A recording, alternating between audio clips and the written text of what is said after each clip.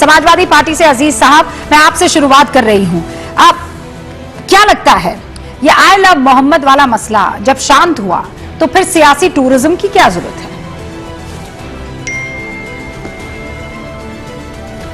देखिए रूबिका जी, समाजवादी पार्टी ने हमेशा इस चीज को फॉलो किया है कि मस्जिद की अज़ां हो या शिवालय का सजर हो, अपनी तो यह हसरत है किसी तरह शहर हो। समाजवादी पार्टी हमेशा शांति की बात करती है, धर्मनिरपेक्षता की बात करती है, आपसी इत्तेहाद की बात करती है और कौमी इत्तेहाद की बात करती है। लेकिन ये उनसे भी जरा पूछिए जो इस मुल्क को जलाना चाहते हैं, इस मुल्क में नफरत की भावना पैदा करना चाहते, भाई को भाई से लड़ाना चाहते, पड़ोसी को पड़ोसी से लड़ाना चाहते हैं, अलग अलग तरीके का नैरेटिव सेट करते हैं। ये उनसे पूछने की जरूरत है। सवाल है आज देश का, जनता जानना चाहती, लोग जानना चाहते हैं। हम जानना चाहते हैं कि हमारे नेता अगर बरेली से रामपुर, वाया बरेली रामपुर जा रहे थे तो इसमें इतनी तकलीफ क्यों हो गई कि साहब आप मुरादाबाद से जाइए रामपुर? मतलब अब उत्तर प्रदेश में जो शहर हैं उनमें प्रतिबंध लगा दिया जाएगा कि फला शहर में फला नेता नहीं जाएगा, फला शहर में फला लोग नहीं जाएंगे। ये कहीं ना कहीं डिक्टेटरशिप है, तानाशाही है। अच्छा अजीज खान साहब, मैं पूछ सकती हूँ, कौन कहां नहीं जा सकता? अपने ही प्रदेश में, कोई भी प्रदेश में कहीं भी जाने से कोई नहीं रोक रहा। आप बिल्कुल वही बात कह रहे हैं जैसे आप लोगों ने पहले ये कहने की कोशिश की कि आई लव मोहम्मद कहने पर यहां पर आपके ऊपर केस हो जाएगा। ये बिल्कुल वैसी बात है, किसी ने नहीं रोका। अभी भी गए थे ना, उतरे कहां पर ये बताइए अजीज भाई, कहां उतरा उनका जहाज? कहां उतरा? कहां क्या दिक्कत हुई? नहीं कहां उतरा? दिक्कत क्या है? नहीं कहां उतरा, मैं ये पूछ रही हूँ। जहां भी उतरा, जहां भी कहां उतरा ये बताइए। मैं जानना चाह रहा हूं। बरेली में उतरा। हाँ। अरे मैं आपको बता रहा हूं ना। हाँ। तो क्या दिक्कत हो गई? नहीं तो कोई अगर बरेली में उतरा, बरेली में उतरा ना, क्या थी? तो आप ये कैसे कह सकते हैं कि प्रदेश में कहीं भी नहीं कर सकता? हल्ला क्यों किया गया? आपसे सवाल पूछा जाएगा। मैं कह रहा हूं इतना हल्ला क्यों, कि भाई दो हंगामा क्यों? एक कहीं 23 से किलोमीटर दूर है, जा रहा है, एक 85 किलोमीटर दूर है। आप 85 किलोमीटर वाली जगह पर क्यों उतरेंगे? 23 पे क्यों नहीं उतरने का आपने प्लान बनाया? एक सवाल ही तो है, उस सवाल का जवाब दे दीजिए कि हमारी मर्जी, कह दीजिए कि हमारी मर्जी। देखिए मैं कह रहा हूं, मैं कह रहा हूं अब इसको 85 बनाम 23 कर रहे हैं। अब 85 बनाम 23 चलेगा। इसमें आपको अरे भाई बनाम 20 जिसको जहां सुविधा है, पूछा भैया, जहां पर बेहतर लगा वहां जाया जा सकता है। अब ये 85 किलोमीटर, 23 किलोमीटर, ये कोई लॉजिक नहीं रूबिका जी है, ये बिल्कुल लॉजिक नहीं है। अजीज भाई प्लीज, ये इससे नहीं पता है कि बरेली अभी सेंसिटिव है, पूरी तरह से सेंसिटिव है। Don't you know this sir? आप नहीं जानते ये बात? जानते हैं ना अच्छे तरीके से?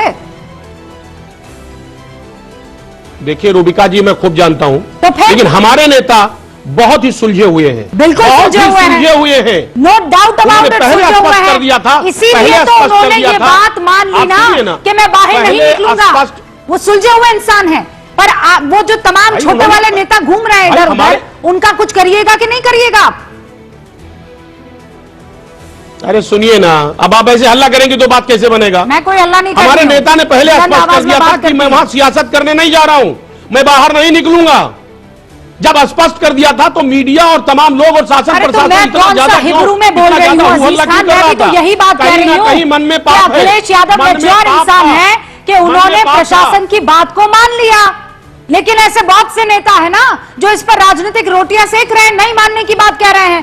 प्रेम शुक्ला जी, सीधा सवाल आज की तारीख में यह हो रहा है, अजीज खान साहब जो कह रहे हैं कि भाई प्रदेश हम कहीं भी जा सकते हैं, रोक टोक क्यों? आई लव मोहम्मद में रोक टोक क्यों? नहीं, आई लव मोहम्मद पर कोई रोक टोक नहीं है। आप पैगंबर मोहम्मद साहब से ये संवेदनशील स्थिति नहीं जानने दे सकते। जवाब दीजिए और फिर बाकी मेहमान मेरे। देखिए रूबिका जी, समाजवादी पार्टी और बीजेपी में यही फर्क है। अच्छा, बीजेपी उन्माद पैदा करती है, फसाद पैदा करती है, हिंदू मुसलमान में नफरत पैदा कराना चाहती है, लेकिन समाजवादी पार्टी सामाजिक समरसता की बात करती है, आपसी इत्तेहाद की बात करती है। समाजवादी पार्टी का एक भी बयान आप दिखाएं कि ये सारे घटनाएं हुई हैं, जो हालात पैदा हुए हैं, तो समाजवादी पार्टी की एक भी नेता ने कोई फसाद की बात की हो, कभी इत्तेफाकी की बात की हो, कौमी इत्तेहाद की बात ना की हो, तो आप मुझे बताइए। लेकिन बीजेपी के सारे नेता, आजम खान ने कराया, बीजेपी के सारे नेता वो हमेशा हेट स्पीच, हमेशा उनका जो मकसद होता है कि आपसी तारतम्य को बिगाड़ा जाए और उससे उनको फायदा मिलता है। उनको उनको उसी से बेनिफिट मिलता है, उसका बेनिफिट लेने की कोशिश करते हैं, इसके अलावा कुछ नहीं है। हमेशा वो चाहते हैं कि हमेशा आपसी ना इत्तेफाकी पैदा हो और हिंदू और मुसलमान आपस में अजीज लड़ें। भाई, ये मेरा बीजेपी। अच्छा बस अजीज जी रुकिए। कितने उदाहरण हैं आपके फसादात के। हाँ, प्रेम शुक्ला जी की बारी अब। समाजवादी पार्टी के जिन अपराधी आजम खान के यहां आज श्रीमान अखिलेश यादव गए थे, लेकिन ये बताइए, मतलब मैं तो आज तक इस बात को, मेरे हलक से नीचे ये बात नहीं उतरती अजीज साहब। बकरी चोरी कर दी, भैंस चोरी कर दी, मुर्गा चोरी कर दिया, मतलब क्या सियासत की ये तस्वीर है। देखो रूबिका जी, मैं वही कहना चाह रहा हूं, सुनिए ना आप। देखिए, आप तो देश की बहुत बड़ी पत्रकार हैं और देश आपका सम्मान करता है। आप खुद इस चीज को एहसास लगाइए कि प्रेम शुक्ला जी के मुंह से देखिए बकरी चोर, भैंस चोर, मुर्गी चोर अभियोग है। सुनिए ना, मैं कोई अपनी तरफ से आरोप लगा रहा हूं, बात को समझता है, वो खुद स्वयं मुर्गी चोर है, हर कह रहा हूं। अरे सुनिए ना सर, अरे स्वयं को मुर्गी चोर आजम खान ने कहा, सुनिए ना, आप उस पर आपत्ति कर रहे हैं। आपने उनको उसी केस में मुकदमा दर्ज करके, चोर का मैं नहीं कह रहा हूं, केस में मुकदमा सुनिए, दर्ज हुआ है। अभियोग है। आप दोनों सुनिए सर, मेरा चोरी का सुनिए अजीज भाई, सुनिए ना सर, मैं बहुत सुनिए ना। बड़े इशू पर डिस्कस करने के लिए आई हूँ।